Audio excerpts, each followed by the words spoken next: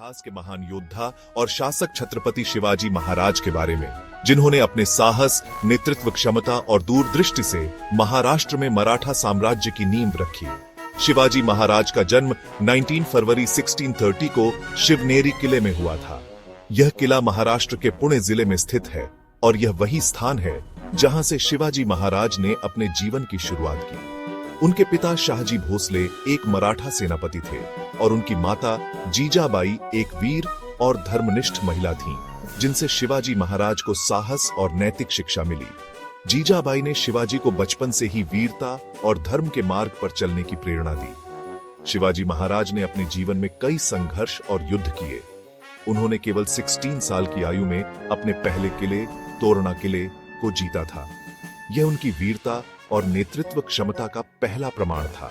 उनकी रणनीति और गुरिल्ला युद्ध तकनीकें अद्वितीय थीं। उन्होंने अपनी सेना का गठन किया और मराठा साम्राज्य को मजबूत किया। उनकी सेना में विभिन्न जातियों और धर्मों के लोग शामिल थे, जिन्हें उन्होंने समानता का महत्व समझाया। शिवाजी महाराज ने विभिन्न जातियों और धर्मों के लोगों को एकजुट किया और उन्हें समानता का महत्व समझाया। उनके शासन में महिलाओं की सुरक्षा और सम्मान का विशेष ध्यान रखा गया था। उन्होंने प्रशासनिक सुधार किए और न्याय व्यवस्था को सुदृढ़ किया। उनकी दूरदृष्टि और नेतृत्व क्षमता ने मराठा साम्राज्य को स्थायित्व प्रदान किया। शिवाजी महाराज ने अपनी राजधानी रायगढ़ को बनाया और वहां से अपने साम्राज्य का संचालन किया।